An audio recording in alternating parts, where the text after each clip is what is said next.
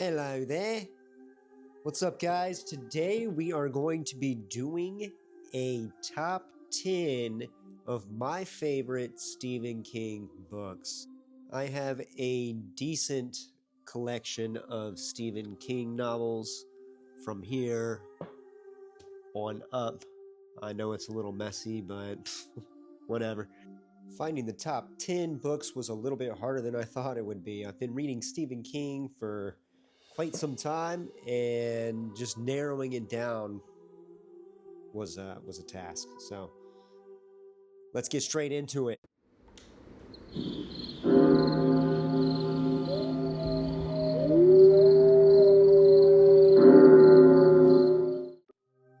Number 10 on the list is gonna be boom, Big Dog Cujo. That's right.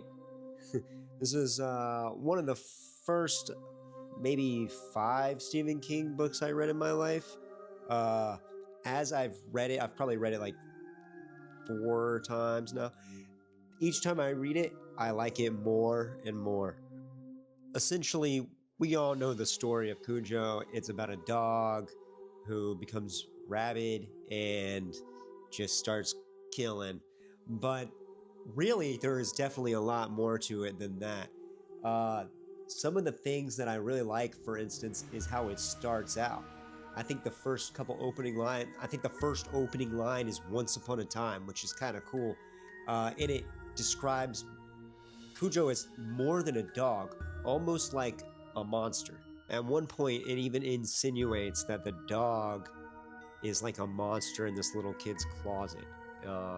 I found that to be pretty creepy. As a kid, I was definitely scared of the dark and of my closet for sure. Another cool thing about Cujo, and this is kind of the deal with a lot of Stephen King books, is it references a villain in another Stephen King book called The Dead Zone. So if you haven't checked that one out, make sure you check that one out. It's not on this top 10 list, spoiler alert, but it is a very good book. I really enjoyed seeing the madness or the disease take over Cujo's mind throughout the book, and you actually get a POV of the dog, which is super cool. You don't really see that a lot. So you kind of see like what it's like for him to go just completely batshit crazy. Not going to give anything away, but the ending of this book is pretty gnarly. So brace yourself. On to number 9. Number 9 is going to be a little bit different. I was debating on should I do a individual book out of this series or should I do the whole series itself, and I decided I'm going to do the whole series itself. So this is representing the whole series. Number 9 is going to be The Dark Tower. This is actually book 7, The Dark Tower. This is basically a 7-book series, 8 if you are to count the add-on kind of ish book that goes with it, The Wind Through the Keyhole, right here, which is also a really good book. This is about Roland, the last gunslinger, and his journey to, you guessed it, the Dark Tower. Just like my number 10 pick, Cujo, this is part of what's called the Stephen King multiverse, meaning there's other stories connected with this book, with this series. So it helps to have a couple of those read and under your belt before you tackle this whole series. I actually read this whole series, all 7 books, in 2 times in less than 1 year. That's how much I liked it.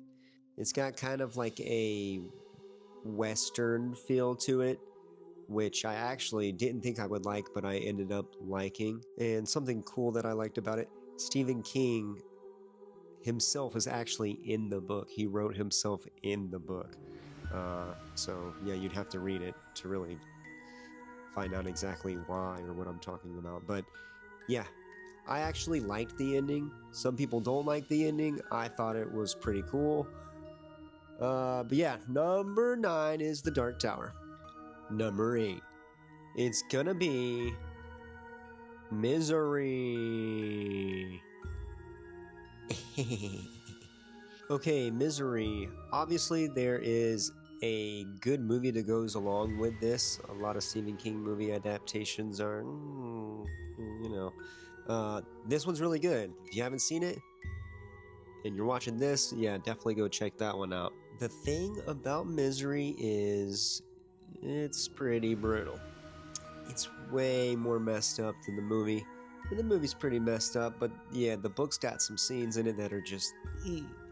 If you don't know, this is a story about a author who gets in a car crash and is rescued by his #1 fan, who turns out to be a complete psycho.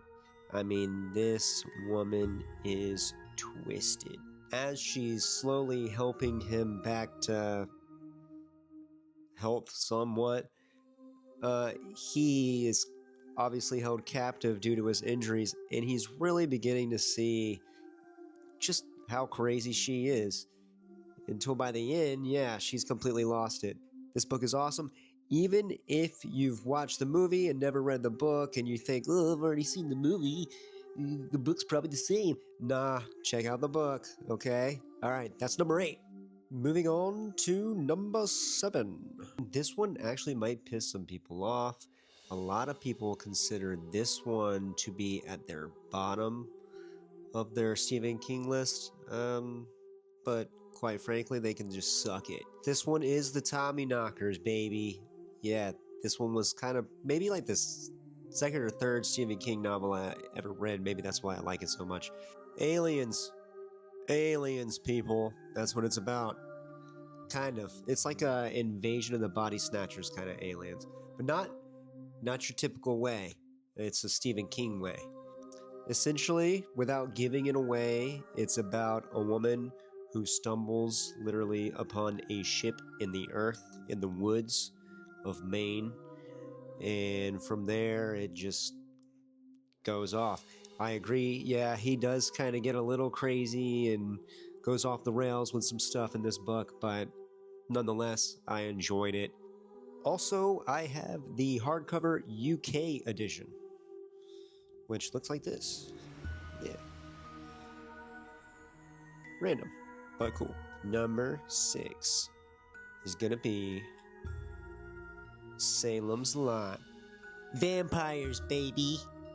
And I'm not talking about the Twilight razzle dazzle, cute, cuddly. Nah, these bad boys, they're bloody, they're vicious, they're gory. It's not for the faint of heart. These guys are serious vampires. Typically, I like to read this one in October because it does have that spooky vibe to it. This is about a small town that gets overrun by vampires, and it's up to a couple people to try and stop it. I believe this was like his second published book, and the way he writes this town and the characters in it and how they slowly start to turn into vampires, it's really cool. I definitely would check this one out. Yeah, Salem's Lot. Okay, this is where the list got extremely hard to make. These top 5 were, a couple of them were super hard to pick from. Okay, number 5, we have The Shining. It's essentially a story about a freshly sober father who gets a job as a caretaker at a haunted hotel and brings his family along with him. The main character, Jack Torrance, is, I mean, you really feel bad for the guy throughout the book, and by the end, he's just completely done. Yeah, some of the parts I really liked on this one were learning the history of the Overlook Hotel and kind of its haunted past. I thought that was pretty cool. There's 2 movies on this one, mostly known for the Stanley Kubrick one, but if you haven't checked out the miniseries, give that one a watch. It's pretty close to the story, the book, I should say. Cool, moving on. Number 4 for me is gonna be 11/22/63. That rhymed. Yes, Okay, if you haven't read this book, stop what you're doing. Call out of work, go call the babysitter, tell her to come pick up the kids. Go read this thing. It is amazing. This was kind of like a history lesson for me. I didn't expect it to be. Honestly, I passed it by in Barnes and Noble multiple times because I thought it was Stephen King just writing about the assassination of JFK. And then one day I picked it up, read the back, and was like, oh, there's time travel involved. And from there, I immediately read it, and I've read it 4 or 5 times. If you haven't read it, go read it. It's basically about a teacher who finds a time machine with some pretty strict rules to it and has the option to go back in time and stop the assassination of JFK. Check it out if you haven't. Great book. All right, top 3, baby, top 3. Woo! All right, number 3 is gonna be Pet Sematary. Yeah, this one holds a special place in my heart. When I was a youngin', my mom showed me the movie. I thought it was just about pets coming back from the dead. It was a little bit more sinister than that, and it scared the bejesus out of me. Later on in life, I would read the book, and the book is 100%, in my opinion, the scariest Stephen King book that he has. I also read this multiple times. I just read this one this past Halloween season. This one is about a doctor who moves to a new house with his wife and children. Behind the house, he discovers a secret burial ground that when a pet is buried there will come back to life, but not quite the same. Actually, pretty messed up. And from there, some crazy stuff happens, and then some more crazy stuff happens, and you have to read to find out. Yeah, this one's dark. This one's sinister. This one's my number 3. I like them scary. Pet Sematary. All right, top 2. Top 2 was hard. I was going back and forth between which one should be my number 1, which one should be my number 2. Hey, everybody, I'm number 1.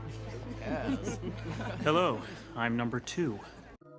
Honestly, it really depends on how I'm feeling at the time. Right now, honestly, my number 2, I kind of have a better feeling about the number 1, but my number 1 has been my number 1 for a long time. I can't change it. So number 2 is The Stand. Stand up! This one is about a virus that gets out and destroys like 99% of the population. The few survivors that are left either kind of go jittering towards one side, which is like kind of a good side, and then the other go towards another route, which is with a bad guy. And it's a story of epic proportions and of ultimately good versus evil. It's more than I can put in words, but go check it out. The Stand. Awesome book. Number 2. Number 1, you've probably already guessed it by now, is of course It. Yeah. Woo! Gotta have a permit to lift this thing. Yeah. We all know what it's about. We all know the clown. We all know that crazy clown. You've seen him in the movies. You've seen the kids dressed up like him in Halloween. Yeah.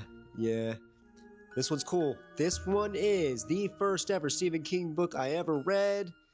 I read it before actually seeing any of the movies. And yeah. This one took me on a journey. This one's awesome. This one's just... It's scary. It's crazy. Yeah. It's worth it. The story, it's about, some kids that are trying to defeat basically like a evil monster in their hometown. And they think they killed it. But Upon further inspection, it looks like they didn't, and they have to come back later on as adults and try again. Awesome book, awesome times. Yeah! That's number 1. That's all of them. That's it. That was my top 10. Like I said, they're not... These are just kind of a quick recap of them. I'm planning on doing another video more in depth on some of these as I reread them. Let me know what your favorite Stephen King book is. Let me know your top 10 or your order or whatever, or don't, whatever. Read on, baby.